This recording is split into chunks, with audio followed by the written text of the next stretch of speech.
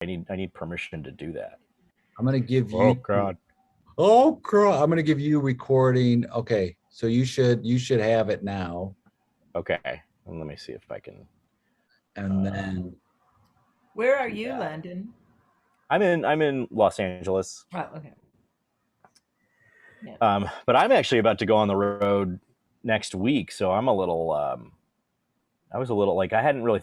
Are you I hadn't really? really thought about it, and then I was like, wait a minute, the places I'm going are fully red in What? terms of transmission rates and everything else. So, I mean, I'm vaccinated, so there's that, but like, it's still somewhat nerve wracking, I guess, to like be out, It is. Yeah. in the in sort of the general country, I suppose. I mean, obviously rates in Los Angeles are super high. But yeah, I'm going to be in Indiana What? and Iowa, and so there's that. Yeah. What? Our daughter is at Notre Dame in Indiana, Mm-hmm. and they have no one is allowed back who's not fully vaccinated. No one's allowed to come back to school. Both That's staff, great. staff, teachers, students, everybody. So they have at Notre Dame, they currently have like a 94% vaccination rate, which is fantastic. Wow. And she's like, when they say Indiana's got like a 38%, it's all us. Like, it's basically Notre Dame are the only people in all of Indiana. But she's like, I'm still not going to the grocery store. Like, Yeah. we're this little island where they've been really hardcore about it, and they're like, we're a private institution and we can do whatever the fuck we want. Yeah. I just sent emails to these schools that I'm going to. I'm going to be in Angola, Indiana, and then Terre Haute. And, as I was doing that, I was thinking to myself, kind of just like, sort of fantasizing like, what if they cancel? Like, like what if things just go totally south and they cancel? But I don't see that happening. Yeah. So, and they have like, the one school got back to me and it's like, yeah, we mandate masks indoors and whatever. But, yeah, I know the vaccination rates among these students, especially because they're freshmen, I know that I just have a feeling their vaccination rates are going to be very low. Yeah. So, I don't know. I don't know what to think about it really. No, I know. It's really challenging. And we're in Chicago now, which is doing okay, but downstate where Rick's family is another one of those, like the county that his family lives in is like a 35% or something vaccination rate. And Right. it's like, you dumbasses. That's right. I know. That's all I can think is like, why are you being so stupid? I know. And I feel like there's a weird moral, like it's not quite moral, but I don't know what it is. Like I'm going to be like running these events that these kids are going to. So like, I'm going to be partly a reason that they gather, you know what I mean? Right. And like, I don't know how I feel about that. Like, I feel like that's like, I do feel bad. You know how you feel about it. Yeah, it's like, stupid. yeah, I feel kind of bad. And I didn't think about it, whenever I said, sure, yeah, I'll do this, whatever, not a big deal. And this was also, a month and a half ago. And you need work. And you need work, dude. Oh, You gotta work. Right. There's that too. Yeah, exactly. So Right. it's hard. It's a really tough problem. And I don't know what to do about it. Well, Yeah, no, I totally appreciate. I've got some some of my first live bookings for September and October, and I'm like, are we gonna be okay? I'm doing Camp Utopia, the one in Yosemite, yeah. and you have to show proof of vaccination for everybody, and that's good, but I'm still like, I mean, I would think that would be the only way to do it, honestly. I mean, I don't know how anybody else could do anything, in good conscience, but like, obviously people do. So yeah, You're just gonna get it at some point. I think you just resigned to like, it's like the flu, right? Where you go, you do your best, but at some point, the way things are going now, I feel like it's kind of inevitable that you're going to come and become in contact with someone who's got it, and you're going to get it at some point. You just hope that you're vaccinated. And I was talking to a friend of mine who teaches in Chicago at Second City, and she's like, "Oh, I got it in December. Still don't have my sense of smell back." And I was like, "Oh my God." And she's like, "You just learn to live with it." It's like, oh. So I think That's crazy. you hope that like you've got enough protection, your immune system is does well enough, but you kind of I kind of feel like it's going to happen. Like it just is Yeah. it's going to happen. Well, and I'm less worried about myself. I mean, obviously that's a concern too, but like I think just like as I said, like kind of being a catalyst for people to get together and to gather in a space, depending on how many. Because I mean, we're talking about for some of these shows, they're going to be, who knows? There may be 100 people there, there may not. But for some of the other ones that I do that are a part of the orientations for schools, I mean, we're talking like, 400 or 500 kids in a lecture hall or an auditorium, and like that's a significant number of people. So Although they would be doing that whether you were there or not, yes, true. You're right. You're right? You totally know what I right. mean? Like that's the structure that they've set up. So, Well, I'll push back a little bit. I think they're like, we're not going, and then they go, Landon Kirksey will be there, and then they're like, well, now we're gonna go. We're all gonna go now. I mean, we weren't gonna go to this orientation, but now that Landon Lee right. Kirksey Yeah. will be I there. mean, I don't know if you're aware of this. I'm huge in Terre Haute. So That's your jam. All right, so we'll go. Let's go live, and then we'll do the intro, and we'll get into it. Okay. And then Jay, you'll also send me a link for okay. And Yeah. then the other thing too is I made a little coupon code for my sales that's Suko 10. So I want to make sure they save 10% if they're a friend of Jay's. Oh my God. So I want to make sure I have a chance to say that, and then also we could put it in the stuff. make one that's Landon 25, where they get charged an extra 25%. If you're a friend of Landon. If you're a friend of Landon, you have to pay more. That's Oh my God, that is the best. Okay, so All right. we're going to go live here. We are all right. We are very excited, folks. We are live streaming Landon. oh boy. Yeah. Oh yes, boy. sir. Oh boy. We've all been cooped up a little too long, haven't we? Yeah. I feel like that's completely the case. Jay, you are not in this country right now. I'm out, dude. I'm out. I mean, that's you went literally as far away as you possibly could. You're not even in the same day as us right now. I'm in the future. I'm in the future right now. I'm in a different hemisphere. I am currently hotel quarantined in Christchurch, New Zealand. I am at the other end of the earth, and it is, let's see, it is, I think I'm 19 hours ahead of Los Angeles. So I'm in Christchurch. Landon, you're in LA, and Laura, you're in Chicago, right? Are you in Chicago? Yeah. We are thousands of miles apart.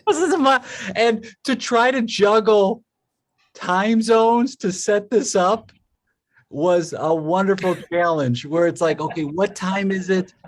Is it before? Is it? So I'm so excited we were actually able to make this work and coming to you live. And so I've been in this hotel, I think it's 11 days, and 3 more days, a total of 3 COVID tests. If they're all negative, then I can go and explore as much of New Zealand in 2 weeks as possible, and then head back right to the Delta variant. So missing that. Jay, what's on your list? What are you looking forward to seeing in New Zealand? 0 masks. That's the first thing. I'm looking forward to, like, it's going to be strange because you want to carry a mask. So I'm looking forward to not seeing that. I'm looking forward to seeing my partner's friends and family. And like I came here with my partner who's a native Kiwi gal. And so to be able to see things and to watch her see things is what I'm really excited about. To see like her see different like sites that she hasn't seen in a few years and watch how it's just different when you're from a place and then you go back there, like that pride and that familiarity. So I'm looking forward to seeing that. I honestly want to go see a movie in a theater. It's a strange thing, but it's like I'd love to go just sit in a movie theater. I have no concern. Like, there's zero cases of COVID here at all. So I you're hoping you can bring one. I USA. That's my fear. My fear is like, well, you're positive. You brought it into the country. You ruined New Zealand. So, Right. but Yeah. it's very it's exciting. I'm very lucky to be able to be here. And like, we go outside. After you get your first negative test, you get this blue wristband where you can go actually leave your room, and you can only go though outside into it's a fenced off area where you can walk in a circle with a bunch of other people just walking in a slow circle So during. you get some yard time. You get some good. Yeah. I go to the commissary, Yeah. shanked a couple Right. people. It's fine. Yeah.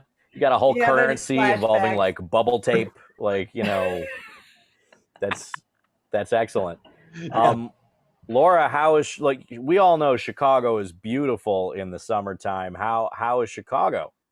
Well, we've been having a lovely time. This has mostly been family visit because, in fact, we haven't really gone in the city at all. It's been all about seeing the family that we haven't been able to see. Like I saw my aunt today, and I hadn't seen her for almost 2 years. Oh wow. Yeah, but she's elderly, and it's just how it is. But so it's been really a lot about family, which has been great. So it's not as much Chicago as like, oh, I'll go to Second City or do those kind of things. I'm hanging with the fam. That's great. Well, I mean, even just being in Illinois is very nice. This around now, it's right before it gets like super super. It's still hot, but I mean, it Right. gets hot way later and humid and gross. But that's cool that you're there, and LA is LA right now. So There you go. so there's that. It's this close to being on fire at all times, Oh my God. and Right. Right. I mean, Crazy. isn't there something on? I always feel like there's something on fire in California all the time. yeah, at all times there's usually something on fire, and if it's not literally on fire, then it's some other thing, like an explosion of Delta variant transmission. But hey, we're all trying to make things work, as we do, and we try to just be safe for ourselves, I suppose. Yep. Laura, what part of Chicago or where in the area are you right now? Like, where are you staying? My family's all in the western suburbs. Uh, So I'm in Glen Ellen now, but I've got family in Downers Grove and Wheaton and Lombard and all that. And this is where I grew up. I went to high school with the Belushis, actually. what? What? Yeah, because they're from the western suburbs, right? Yeah. Yeah. I went to high school I was the age of the youngest, I think he was the youngest, Billy, who ended up being like a cameraman or something. So it was Okay. Billy. Yeah. Anyway. So yeah, this neighborhood is very proud of those Belushi boys. Oh, I Like, bet. I'm sure. yeah, yeah. When And Blues Brothers came out, there were like lines that started the day that it came out, there were lines that started like at 6 a.m. to get to go into the drive-in and watch it at the drive-in. Wow. Yeah, it's very cool. I went to a drive-in in LA in like near Culver City, and I love drive-ins. I love like the car sitting there watching that. I love the snack bar. Like, I wish there were more drive-ins happening, honestly. I do too. I love drive-ins, and you could do it during COVID, Right. right? Because you stay in your own car. Yeah, it was, Yeah. Bring back although the drive-in. I I thought it was a big surprise. I took my kids, I've got a 8-year-old and a 6-year-old, and there was a drive-in for like Toy Story 4, I think it was. And so I had surprised them, and we had driven out, and on the way out there, you drive by these like oil derricks. Landon, do you Right. know where these are? Like near Culver City, there's like oil derricks there. Sure, man. Hey, buddy, I got them oil derricks down there. Those are mine, man. Those mean, are pinwheels. Go get you some black gold, baby. I couldn't believe it. I was like, so as we're driving, I was like, kids, look, this is what we came to. We're just going to look at these oil derricks. And my kids were excited. They were like, yes. And it was like, oh no, that's not the surprise. So we go in, and I said, well, the real surprise is we're going to a drive-in movie. And they were like, oh, and I go, it's Toy Story 4. And my son freaked out because there's like kind of scary toys in Toy Story 4. And I didn't know that. I was like, oh man, okay. So I said, when it happens, you and I will go out and we'll go for a walk, or we won't watch those parts of the movie. And he's like, great, okay. Those scary dolls are in a lot of the movie. So we spent most of the movie like outside of the car, which was still fine. Around. Yeah, my 6-year-old daughter couldn't care less. She was not scared at all, but my son was. And then now they ask me if we're going to go back to the oil derricks. Like they really want to go back and watch. Because I was like, yeah, we're just going to sit and watch these oil pumps. And they're like, okay. Cool. Like, no. Well, that's the problem, Jay. You messed up. When they were super happy about the oil derricks, you should have been like, wait, did we pre-purchase these tickets? Did we already do this? Can we just turn around and go home right now? Because they're super satisfied. Right. Yeah. Right. It's like when you buy them the present and they want to play with the box. Always. Right?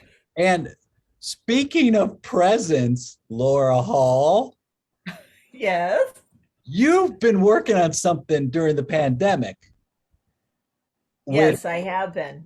I have a big pandemic project that I've done.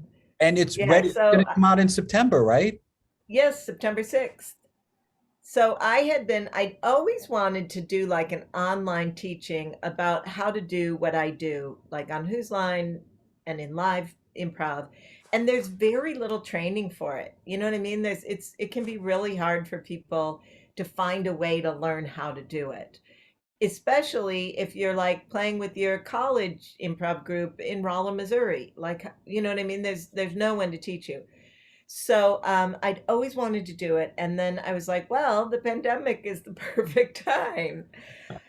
And the other thing that I discovered was that I had so much to say about it. I thought it was going to be like one TED Talk kind of thing. And, I've been doing this for like 35 years now. I've got a lot to say on this subject. You think? So, yeah, exactly. I mean, it's over an hour just talking about underscoring scenes. You know what I mean? Like there's so much about it that's really fascinating to me. So it's finally done, or almost done, and then it's going to come out on September 6th. And I'm super excited and very proud of myself that I said, yeah, I'm going to make this happen, and this is the time to do it. And really explored like all these years of experience that I have. Well, Laura, some people made sourdough bread. Some people learned how to do ceramics. Like I'm very happy that this is where you've channeled your energy, because I agree with you. Like it's, first of all, nothing adds more to a scene or to a show really as a whole than a music director. There's nothing that can really compare with that. I feel like very few people have the experience of playing with a music director at all, let alone like somebody who's very good at it or whatever. I mean, just like period, nobody plays with a music director because there's so few of them in the world, and it is such a very specific talent. How did you go about sort of distilling your knowledge? Like, what was your process for this? You said you thought it might just be like an hour and a half, and it turned into a bigger project. So, what was your process in like figuring out what to do to lay this out in a course?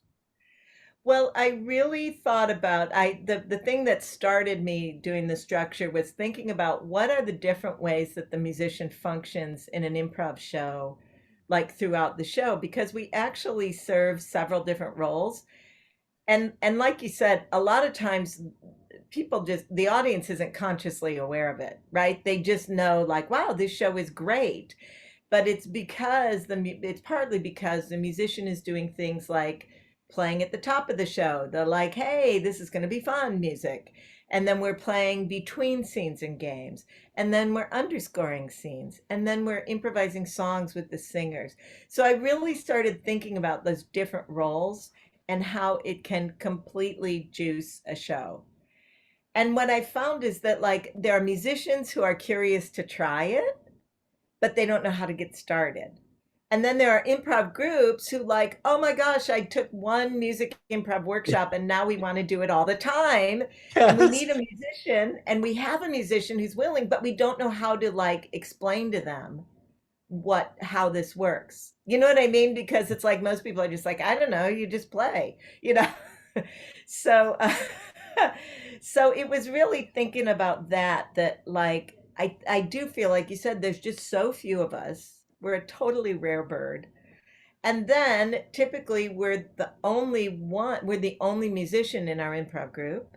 So we're not like learning from other musicians like the way the actors are learning from each other a lot of times. And sometimes the directors don't even know what to tell us, how to direct us. Yeah. So it's like you kind of have to this is a way for people to jumpstart getting in. Or people who are already playing but are like, I'm playing with my improv group, but I'm kind of stuck. I feel like I do the same two or three things. And like, oh no, there's this giant world of things you can do. Um, so it's for both that. It's for people who want to try it and people who are already doing it and want to improve their skills.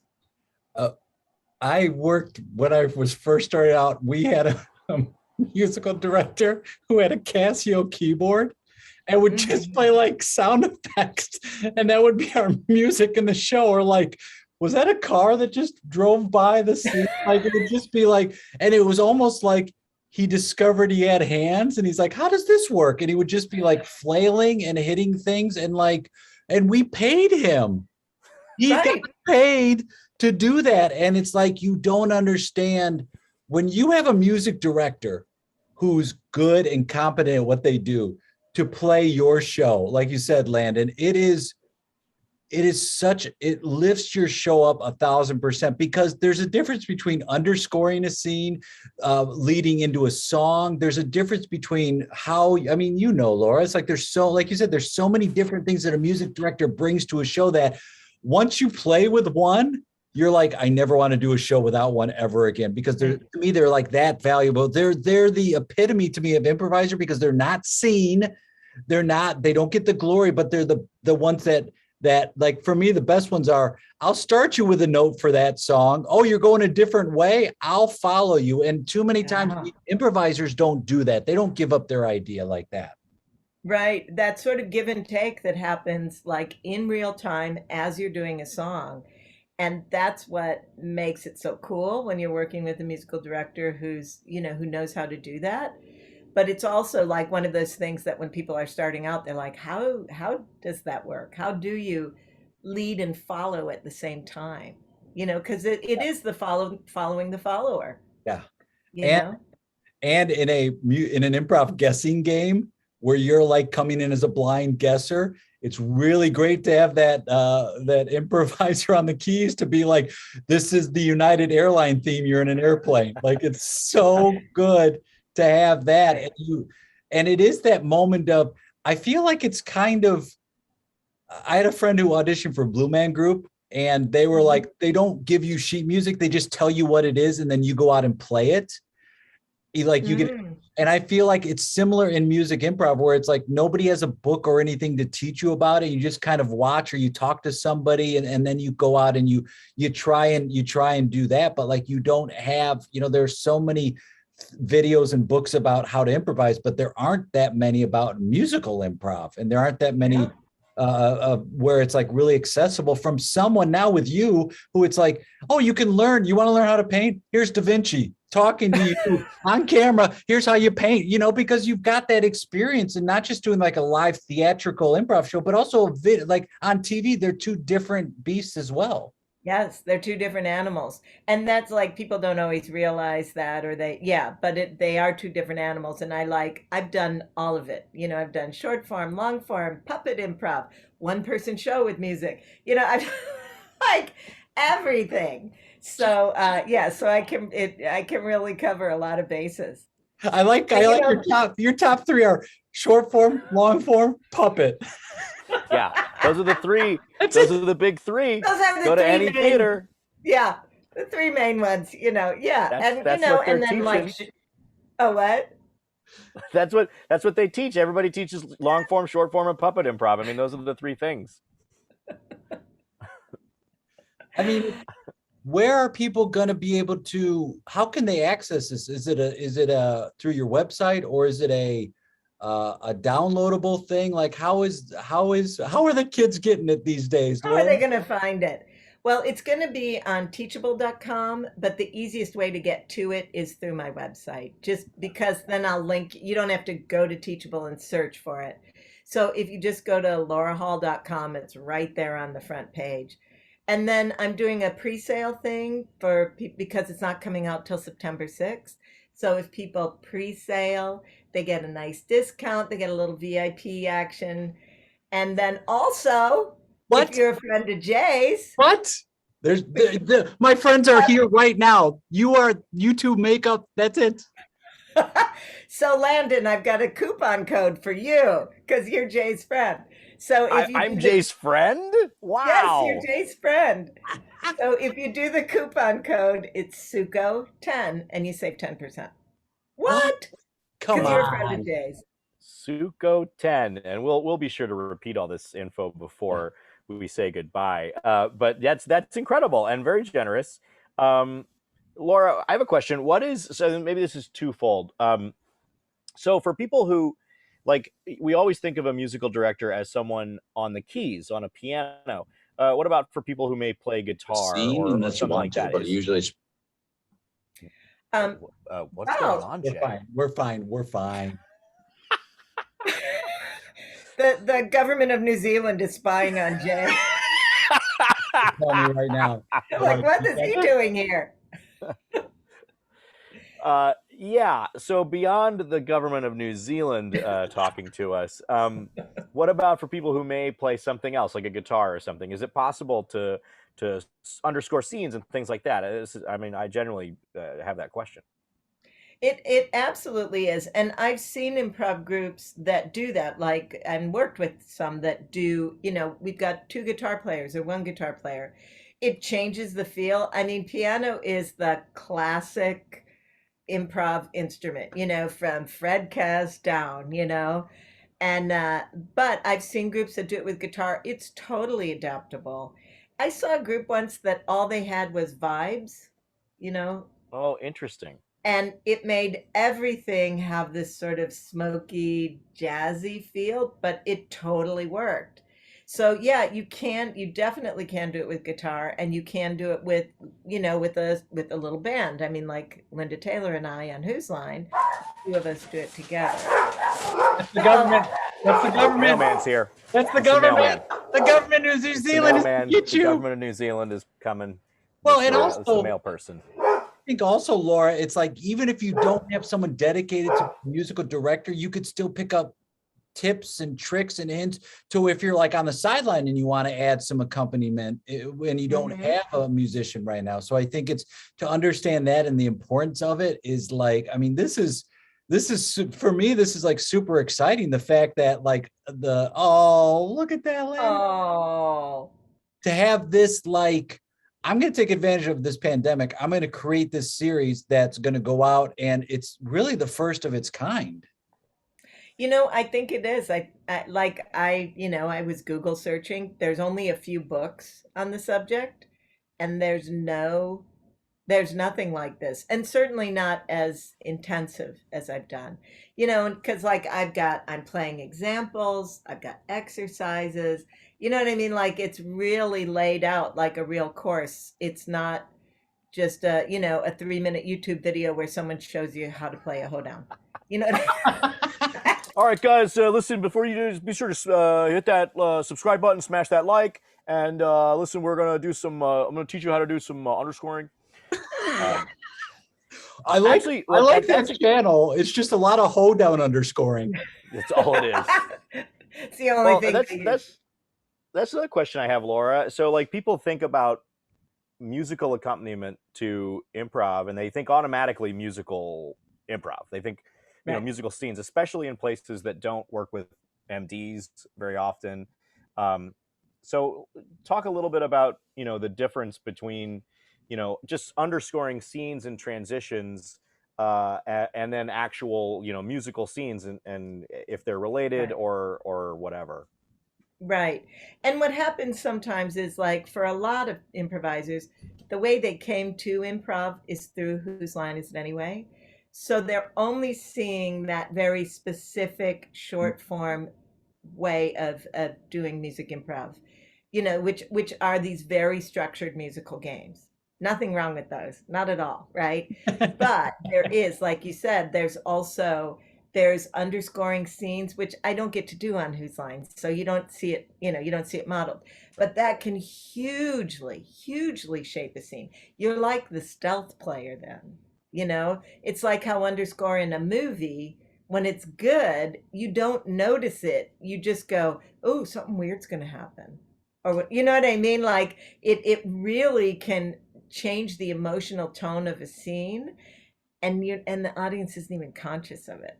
So underscoring is my very favorite thing to do with improv, because you're sort of subtle, and you're working with the actors back and forth, right? So they're making offers, you're making offers, it's all kind of weaving together and heightening. And that's a big part of what I talk about in the videos. And then also those kinds of scenes, especially in long form, then can turn into a song. And so you have to kind of, it's like the underscore is building the scene. So maybe it's getting scarier, this thing of like, oh, maybe this is a little creepy. Now it's getting scarier. Oh, now it's really scary. And now they're going to sing. And how do you get that ramp up? And I talk about that a whole lot and give a lot of examples, because that's one of the questions I get a lot from musicians. Is like, how do you get there? How do you get there to start a song? Do you just da da da da da da? Well, sometimes you do. Yeah. Well, But a that's my lot of favorite part times, about playing. That's my favorite part about playing with a musical director is that sort of following the follower kind of mentality. And I love I at myself, I know for myself as a player, I feel like I am such a reactive player because, I got nothing going on up in my brain. Uh I need those offers. I need those things to kind of inspire into a new direction. So I love hearing those kinds of ideas, and also it can create patterns in a show, right? Like you can have a pattern come back, or just it's just one other piece of language, even though it's musical language. It's one other piece of language that can return in, especially in a long form piece, yes. and it can really honestly, if you're an improviser, it can save your bacon so many times, because you don't know how this thing's going to end, and you're like, we're about 45 minutes in here, and Yeah. not Right. sure where this is going, but then boom, there's your MD to save you. It's Right. And here's our fantastic. closing number. Yep. And you know what I mean? And we're able to button it all up. Absolutely. And I love that in long form. Like one of the things I like to do in long form is, especially like a narrative long form, like an improvised musical or something, to I'll have a theme for a character, and Oh, then yes. later on when they come back, now the musical theme adjusts to whatever's going on, and then maybe a third time and it might adjust again. again, the audience probably doesn't notice consciously, but it's this like ribbon that weaves through it, and yeah, it can, the music can be so supportive, um, and again, in ways that the audience isn't always aware of. But when you're an actor and you're working with a good MD, you are like, yeah, because it does really lift. It's another person making offers that can lift a scene. And it's supporting what you're seeing is happening. It's not changing it. It's like, oh, I'm driving you towards what I already see you doing. So it's the ultimate to me, the yes and support of your partner is like, you're headed there, support your idea and move there rather than we're going to completely change the idea because I've got something else. So like it's real fun to watch that where you don't even realize sometimes you're doing it and you hear the MBD hit that music and you're like, oh, that gives, okay, I see where you're taking this. Yeah, it's amazing. I just never, it's always amazing to me when groups don't have a musical director because I'm like, you can only, to me, get a certain level of performance when you don't have one. You'll kind of start doing the same stuff, but when you add that element, it's like, it's more than just songs. And do you find that, Laura, when people haven't played with a music director and you're underscoring a scene, do you find that sometimes they just start going into song because they misinterpret that move of support? They think they got to start singing. It's like, no, I'm just trying to underscore you. I know. And in fact, if I work with a group that isn't used to a musician, especially like every once in a while, I'll sit in or something with a group, but they're not used to having a musician. And I'll be like, just because I start playing, because literally I've had actors be like, okay, I'm singing. It's like, no, really, you're cool. You're good. You're cool. Yeah. What is? But then if you are headed towards a song and you do, and it is like, yeah, this is a great place for a song, the musical director sort of has to has to invite the singer in. You know what I mean? Has to give them, you can't just keep rambling around and hope they can figure out how to sing it to it. You have to, create some structure to help them in. Yeah, but you don't, like, the second you start underscoring, they don't have to sing right then. And it's interesting too, like, because you also teach with your husband, Rick Hall. And do you ever find that I don't want to say pull back, but do you ever find that people can be intimidated when you get up there and you do an example of like, or you do you show, here's a game, or Rick hops into a game. Is there ever a concern that people are going to go, oh my God, we're never going to get to that point? Like, I don't think YouTube put it out there because you aren't those kind of people, but do you ever get a sense that people are like, it's because you've been doing it so long and you're so good at it that people are somewhat intimidated at times by it? Well, we have had, like, we did have one time in a workshop, a guy just freaked out and said he was going to the bathroom and left. Well, but he was wanted by the law. Yeah, there's that, right? The New Zealand police were after him. That's right. That's right. But I think, and from teaching, Jay, that's really people's own stuff. Yeah. When that happens, that's their own.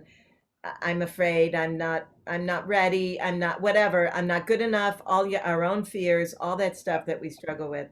And I do have to say, I think Rick and I are really welcoming teachers, and we do our best to really help people feel comfortable, but yeah, the truth is improv, as we know, is a very vulnerable art form. Yeah. Right? There's no way around it. And I have to say, I really admire all my students that they're like, yeah, I'm going to go out on a limb and try this thing that has a huge potential for failure. And I'm going to potentially fail in front of an audience. And then, and not even when it's at the best, we don't even see it as a failure, right? It just is part of what we do.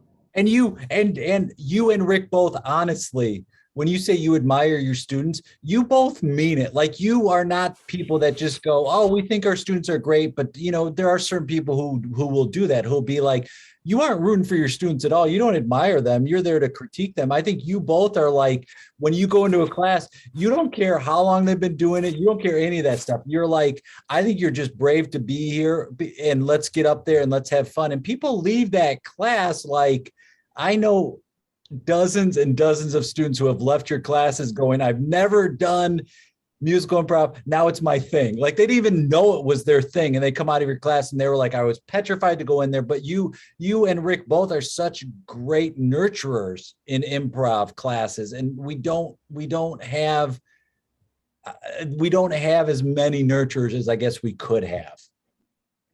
Yeah, yeah. And I guess it's sort of it's our nature or whatever. But I've also learned from some really great, positive, nurturing teacher. I mean, when I was at Second City, Martin DeMott was taught level one, I and mean, he could not have been a more supportive, loving, kind, generous teacher. And I went, you know what? You don't have to yell at your students. You don't, you know what I mean? Like, and Jay, you're a really like welcoming, lovely teacher. oh, And thanks. yeah, I think it makes a difference. And again, it's that thing. We're saying as a student, we're saying, I'm gonna go out on a limb and try this thing.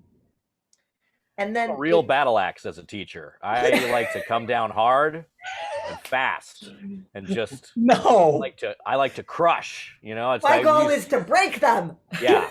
I have not like a even build them Mongol. up. I have a very old school Mongol sensibility. Just rush through the villages and raise it to the ground. Landon says, I like to break them down and leave them there.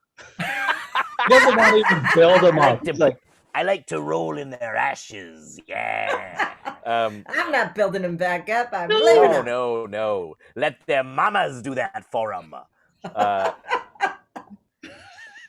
No, I don't. That's not how I. No. I don't think that's how I teach. I mean, I haven't taught in like a year, but I mean, I don't think that's how I teach. No, Landon, you don't teach that way at all. You teach like Landon most of the time after scene will be like, when did it stop being fun?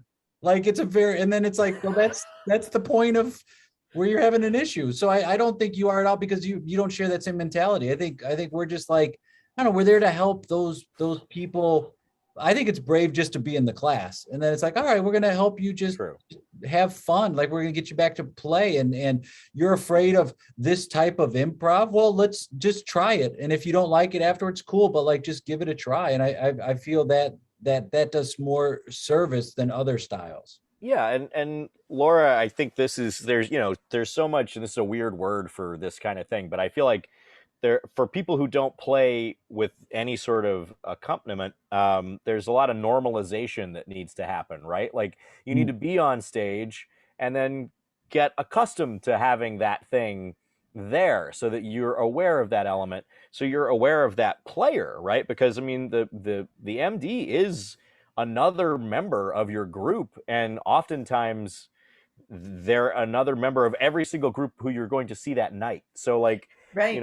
So you're having to the MD has to adjust and know like the styles and the brains of the people who are on stage. I feel like that's to me that would seem way more intimidating for the person who's actually doing the music directing.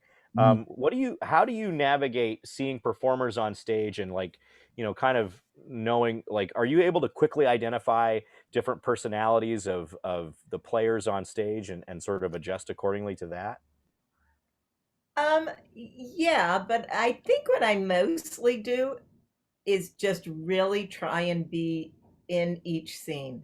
I mean, and so whether I know, because I do a lot of sitting in, and when you're playing for workshops and stuff, is really for me, it's just trying to be in it as honestly as I can. And what I find is that it makes it less intimidating because I get out of my own head. I quit thinking about, oh, what am I doing? And am I offering enough? And is it good enough? Or any of those things. What I'm thinking about is, oh, what are they doing? And then what do I do that's part of it? And for me, that takes the pressure off. Yeah. You know what I mean? I think it's like for sometimes improvisers when they're doing the, how can I be funny? What am I going to say that's going to be funny? It's like, no, don't worry about that. Think about what's happening in your scene, and funny things will happen, or not. But it's like if we're thinking too much about what am I doing, rather than how am I a part of this? I've had musicians say, MDs say like, oh, what I do is I think, oh, I have this great funk groove I love to play, so I just play it when I feel like it. And it's like, What? for the father daughter dance scene, probably that's not but you know what I mean, like Did you'll hear somebody musicians. call for the mayor? Yeah, exactly. Here we are at the hoedown. Yeah, exactly.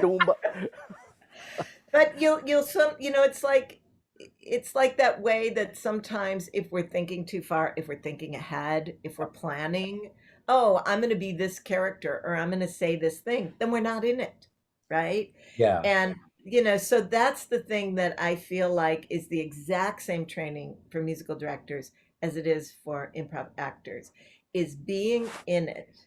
And you do, of course, you have characters you like to do, you have chord progressions you like to play, you have different things that you do, but you're not just wedging them in randomly.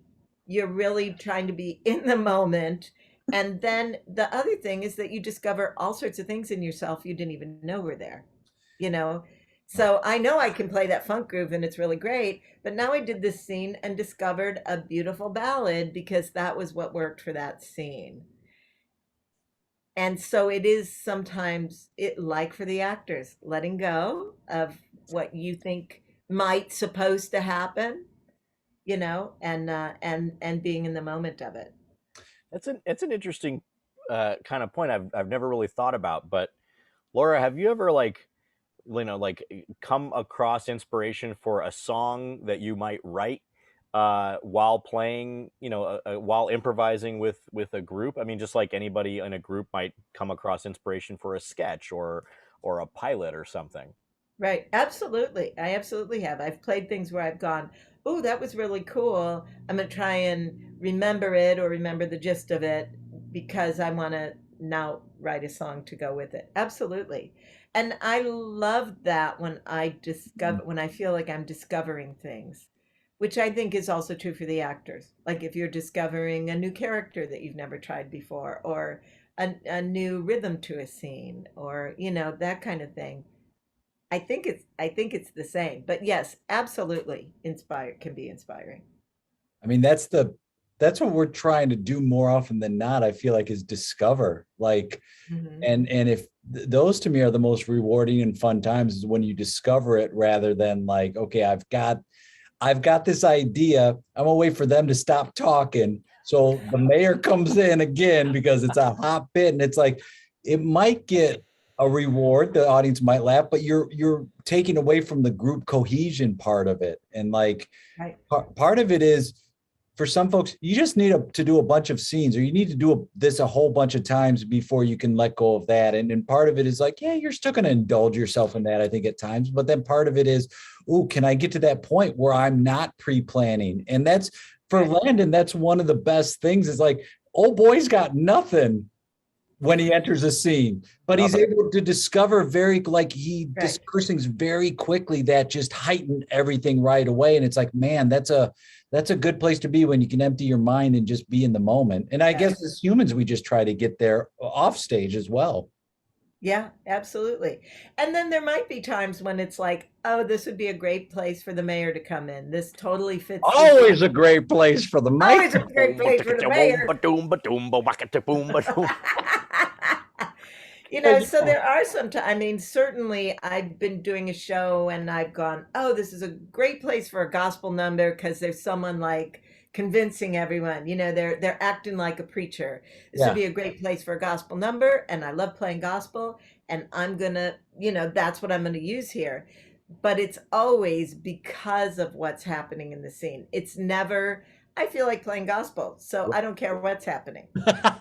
And I bet with some folks too, you're like, this is in this person's wheelhouse. Like I Oh, know definitely. this character or this actor, it's like, oh, they're gonna crush this, and at this point in the show, they have the same idea, and you're going hand in hand towards that thing, and I bet with Rick, that has to happen like almost you don't even think about it now, where you're like, not only are you leading them to knock it out of the park, but sometimes I bet you're messing with each other and you're like, all right, buddy, try to hit this one, right? Like you have that sense because you know each other so well, and you're playing from a sense of play and playfulness and love.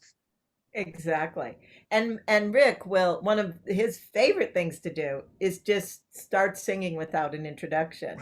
And then he'll look over at me like, "Okay, come on." And he'll just start right in, and I'm like, "Okay, I'm with you." But Well, and again, it's part of the fun. It's yeah, not, he's not pimping me. it's You know not what I mean? malice. It's not malice. Yeah, yeah, And it's part of the fun. and I think it's got to be. We talk about having confidence on stage as an improviser actor. You have to have confidence as the MD too, to be like, you can't like pull a note back. You know what I mean? You can't be Right. like, oh, you have to go with it. Yeah, yeah, and you commit to it, right? Just like, you know, it's Anything. like it's like anything, right? And you may later on go, maybe that wasn't my best choice, but I made it and I committed to it, right? And Because that's all we can do in improv, is and make a we're choice. and we're past that thing. So even though it might not Right. have been my best choice, we're on to something else. And like, I don't know, let's see if it comes back at the end and people think we're brilliant just by bringing it back, just because of pattern. Exactly. It's like people will ask me, it's quite often people will ask me about specific songs on Whose Line. And I swear, the minute we're done playing that song, I am on to whatever the next thing is. I am like mentally moving because you're staying in it, right? You don't stop and go, wow, weren't we great? You know, Right. you keep moving, right? You stay in it and you keep moving. And they'll be like, you don't remember that? And I'm like, we improvised 5 more songs. Of course I don't remember that. But And that's, I think, how it should be. I think it's like you do it and then you keep going and you keep going. but it speaks to it as well of like you've moved on because that's what we do, but it's stuck with someone watching it. It's that good that they're like, that had an effect on me, and you're like, I'm so glad it did. That I'm glad you remember. Right. We hope you remember something from the show. We've moved on to something else, but that thing sticks with them, and it's amazing when you then, and you could use the series to kind of break apart and look at the inner workings and the nuts and bolts and be like, how do you get there? What are tools you can use to have those moments? And as well as what are the tools you can use to have the moments to forget, to move forward and to keep Right. moving forward? Right. Exactly. Exactly. And all of us as improvisers, like we all have those moments that we're like, wow, that just was so in sync. And we like, oh, really did it. And then we have those moments where it's like, that didn't quite, but we're moving on. Right. Yeah. And I think that's hard for people to accept, especially in a performance context, because we have this idea that performance is about perfection, Yeah. and it isn't at all. Whether you're, no matter, even if you're like a ballerina where it seems so perfect, it's not about perfection. It's about being in the moment and the expression. That's what I But took most from my ballerina training. yes, That's really kind of the thing I You took got the to most get back from. to it, dude. You got to get back to You it. know yeah, what? Yeah, I've been conditioning, and my point is on top. exactly. And your puppet prov is And my really puppet prov is pretty good. I mean, Uh, Laura, are you going to do a follow-up series after this? Because it's like you cannot have gotten what you want to get out of this one series. Like there has to be more. So are you gonna offer more? Are you gonna offer more specific like genre stuff, or like what do you think is the next step? Yep. So that's what the next one will be. This first one is like all the elements, right? Like underscoring, transitions, all that. And then the next one, I'll go deep into genres and how, like, Linda Taylor and I work on new genres for Who's Line, and that anyone can work on genres that way. Yeah. And then also stuff like working with a band. What happens when you have more than one musician? Wow. Um, yeah, and like gear and tech, and then even some of the ins and outs of like, hey, when you get to if you're on the road and you get to a new venue, this is, you know what I mean? Like some of that Oh my really, God. You don't even think really about, hands-on. right? But You don't even think about it. And it's like, if you're touring or you're doing this where you're putting shows up anywhere, even if it's not a tour, just going into a venue or a space, it's like, you don't even think about those things of what are like those logistical elements to it. right, right. And for the musician, it's more than I mean, the actors have to do that too. They have to figure out what are the sight lines and how do I get on and off stage and all that stuff. But for the musicians, there's just more tech, more of that. How am I working with the sound and light person? Right. Yeah. Right? How do we know what happens at the top of the show? Just that kind of like logistical stuff that I've stumbled over.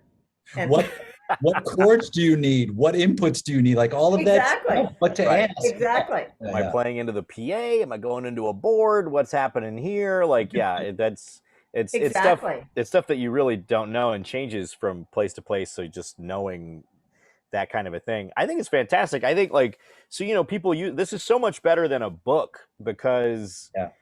it's Because that books suck. Books suck, first off. Because, hey man, first of all, I ain't reading nothing. No. All right. Who knows how to read these days? Come on. Nope. I read 2 words: tick and tock. Thank you.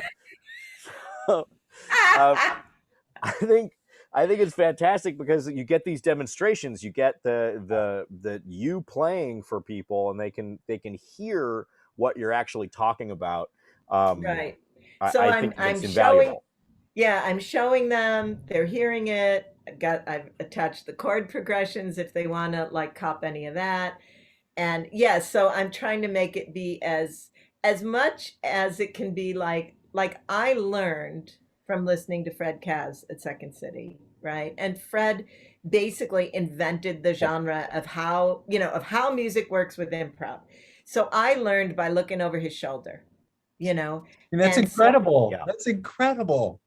I know I was so lucky and I totally stumbled into it. I was a waitress at Second City. I was still in college. And then I was like the world's worst waitress because I'd be like, oh, what's Fred doing? Oh, you want a drink? It was terrible. But I got to learn from really watching and listening. And sometimes Fred would give me advice, but mostly I was watching and listening. And I had this super immersion exposure by being in it every night. And again, that's something that a lot of people just don't have the opportunity, that kind of opportunity. So I'm kind of trying to recreate that. Like I'm talking about it, I'm showing you, I'm playing it for you, so people can really get that sort of hands-on, um, that hands-on experience with it that it's hard to get. There's And not many as places. there have been, I mean, I don't think there's ever been a time when there's been more theaters in the country and and around the world, really, doing only doing improvisation or teaching improvisation, and having this as a resource. I would hope Yeah, kind of adds more people. This gets the gears turning because also, as you said, Laura, if you don't have an example of it in front of you, then it's very difficult for you to wrap your head around. Like if you're just learning improv in a place, uh, you may never think like, oh, we ought to have somebody like underscoring our scenes over here or something. right, Like right. you might not think about it, and so I think having that example there is perfect and makes for way better shows, no matter what it is, right? No matter if it's short form or long form or whatever, or puppet improv. Or And puppet. and you can also now reach out to Laura and say, can you give me a one-on-one over Zoom? Like I have Yeah. questions and do that. And it's just, we I guess we kind of had the accessibility to it, but it wasn't as common as it is now. So you could reach out and go, hey, Laura, and I've had Laura teach workshops for my group, and she's got a sheet that says, here's some tech requirements, here's what you need. Like it's gotten down to a science. So you can now reach out and say, hey, can I get an hour of your time right now? And can you come and Right. my group or talk to me, or I'm a music director, I'm interested in doing it, or hey, I don't want to improvise, but I know how to play music. How can, and so you can reach out now and say, I want to have you come on board. And that is just the ability to have that blows my mind, to be like, yeah, reach out to this person, bring them in, have them take you through a lesson, have them take you through a workshop. And you've also figured out how to make music improv work, which has been very hard over Zoom. Like, how do you Yeah. make music improv over Zoom work? That's a whole nother beast. Right, right. And I've had some help from, some tech help to do that, because Yeah. it's a whole nother animal. All the issues about syncing it and everything. Yeah. And I have to say, at the beginning of the pandemic, I'm like, I'm not doing it. I hate this pandemic and I'm Good not call. gonna do it. Good call. Good Right? call. Yeah, I'm gonna stay home and eat and drink too much. I mean, that's good. That's I'm down for that. I didn't But need a yeah. pandemic for that, but I mean, that's just me. Yeah, and A it's friend like of mine said, I'm built for the pandemic. I don't like going out. I want to stay home and just, perfect. like, yeah. So, but yeah, there's a lot to figure out about doing it on Zoom, doing it live. And yeah, we do have accessibility. Like, one of the things about the pandemic, I coach one person in Austin, Texas, and another person in Hawaii, and another person in Florida. And I've done some group. I did a workshop. Rick and I did a singing improv workshop with vintage Yeah. improv. And there were people from the Philippines, from Boston, from Europe. I mean, it was just like, wow, that is the thing, Yeah. right? And you can take the work, you can bring, people can bring you and Rick in, even if they don't have a desire to do straight music improv, just to learn things about tempo and pacing and what it can do in emotional swells and things like that. Even if you never want to incorporate a music director, you can still come in and that can add to your arsenal, even if if you're like, well, we're not going to bring on a musician. But what happens is they always want to. Always. Oh, of They course. always want to. And then they're like, how do I do it? How do I do it? And I'm like, you got to train them up.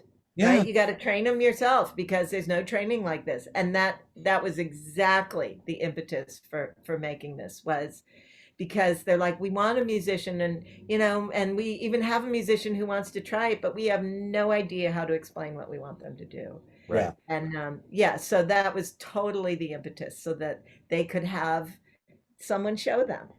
Well, I think it's fantastic, and I think in addition to all of the sourdough and the watercolors that we've gained throughout this pandemic, I'm glad that this has come out of it as well. And then that's the other thing, Jay, as you touched on just there, and it's a point I wanted to make that I forgot, and now we're running a little short on time, but Up here. scenes are rhythmic no matter what, right? Like, scenes have a rhythm if there's music there or not. So, Mhm. and shows have a rhythm, and the whole thing has a rhythm. So, having that MD there is just kind of putting, out there in the musical language what's already there, in other ways. So Yeah. I think it's so important to know about, this is learning. It makes you a better editor. It makes you a better improviser. It makes you a better everything. So I think it's Yeah. great. September 6th, is that right? September 6th, it launches. September And 6th, it launches. Go to Laura's website, which is laurahall.com. Super laurahall.com. easy. It is super easy. You can use the code SUCO10. Boom. I got one question comes from Margot, is like, Laura, have you ever lost it with, like, in a class? You've got so much patience. She's like, have you ever lost it? And I don't know if that's directed towards her, but have you ever lost it in a class with someone? And what would you say to students who have awful voices but are committed? Okay, well, I've lost it, but not because someone wasn't a good singer or anything. I got very annoyed with a young woman once because she kept interrupting everyone else's scenes or songs with, say this, do that, say that, that'll be funny. And I was like, what? like you, huh? So I lost patience with her, but that was once. And you know what? I've worked with people with such wide range of vocal abilities and musical abilities.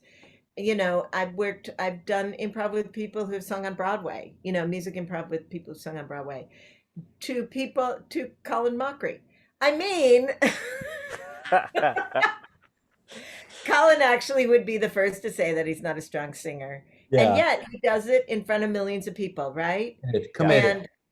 And he commits to it. And that, to me, if you commit to it, and you know, there are ways to help people work on their musicianship, help singers work on their musicianship. But if someone is committed and is doing it, I never lose patience. I'm totally like, yeah, you're doing it. And then yeah, also work on your skills. You know what I mean? Yeah, yeah. Oh, Yeah. well, Laura, you're just the best. And thank you so much for taking Oh, time out of your day. It's been great. thank you.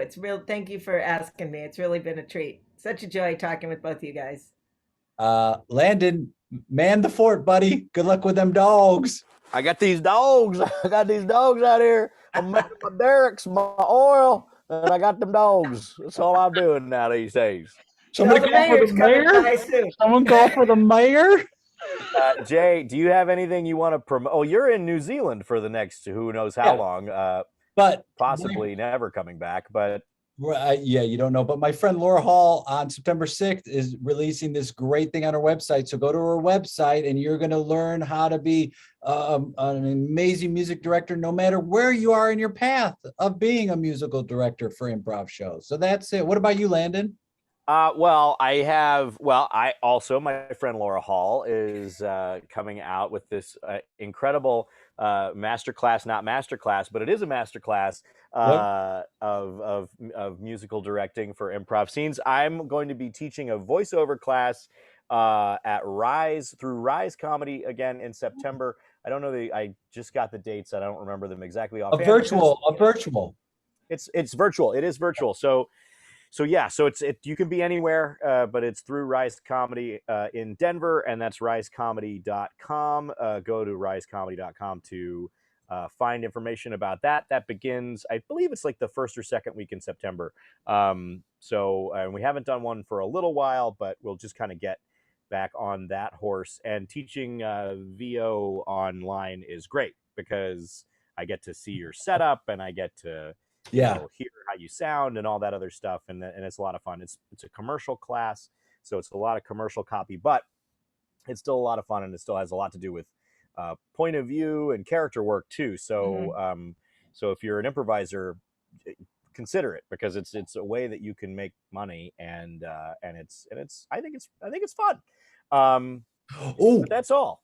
Oh, September 8th, I think it's 8th, 9th, and 10th is the Vintage Improv Festival. Laura and I have done work for them, and Landon, you subbed a class for one of the groups I coach out of that. So that's happening, and that's geared towards improvisers 50 and over, but it's open to anyone, just as long as you're supportive of that. So that's happening in September too. And where do people go to find information about that, Jay? I think it's vintageimprovfestival.com. I think it's like Google, man. Google it, like dude. just figure it out.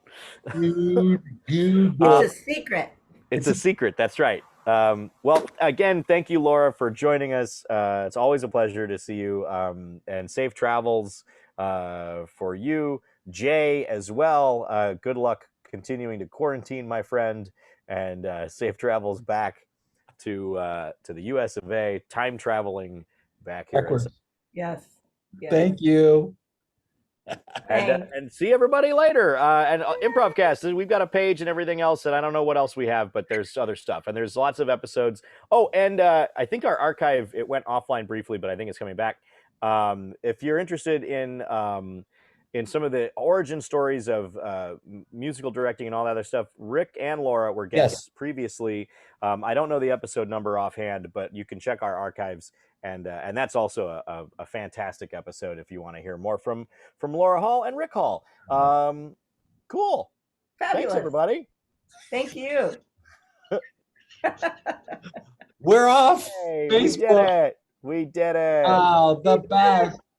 You want to say hi? Okay, so now will there be a link so I can send it to fans and stuff? Yeah, I'm Yeah, gonna of put it. course. I'll put it up on. I mean, we'll put it on Facebook, but we'll have it on our Facebook page. We'll give you a couple different.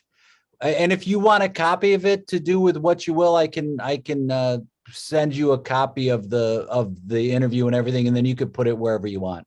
Put it wherever. Oh, cool. That would be great. That would be groovy. That's I might just edit you guys out. Yeah, Yeah, please. of course. Yeah, of course. Yeah, no, get rid of us. When you were talking about like, oh, music director's really like in the shadows and they aren't really noticed, I'm like, that's probably where I could do my best work. Maybe I should be an MD right now because that's solid work. That's right. There you go. Well, it's great seeing everyone. It's Great good to see you all, Hi, too. Louise. Hi, Landon. Laura, this is Louise. Louise. Laura. Hi, Louise. Okay, bye. All right. Hi, I hope your trip everybody. in New Zealand goes great. Thanks. Have safe right. travels, both of you. Thank Thank you. you. Bye-bye. Bye, y'all.